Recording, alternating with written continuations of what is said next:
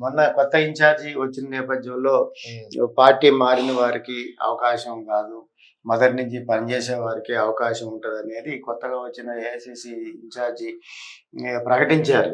మొదటి నుంచి పార్టీలో ఉన్న కార్యకర్తలకి నాయకత్వానికి పదవులు వస్తాయని. కాంగ్రెస్ లో ప్రకటనలు వేరు, ఆచరణలు వేరు.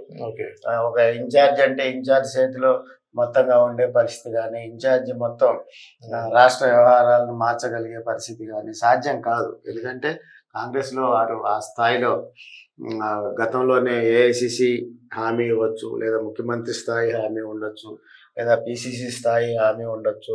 గత ఎన్నికల సందర్భంలో రాష్ట్ర స్థాయి నాయకత్వం మొత్తంగా ఎన్నికల ప్రక్రియకు సంబంధించిన అంశంలో ఆ రోజు ఏఐసిసి నుంచి మాట్లాడి వారి దగ్గర నుంచి సహకారం తీసుకుని రాబోయే పరిస్థితుల్లో, రాబోయే ప్రభుత్వంలో ఎటువంటి ఈ హామీ ఉంటుంది, వారికి ఏ విధంగా పార్టీ పరంగా ప్రోత్సహిస్తామనే హామీ కూడా వాళ్ళకు ఉండే పరిస్థితి ఉంటుంది. ఇవన్నీ కొత్తగా వచ్చిన ఇన్ఛార్జికి తెలవాలని కానీ, ఏఐసిసి నాయకత్వం ఇన్ఛార్జికి పూర్తిగా చెప్పాలని లేదు.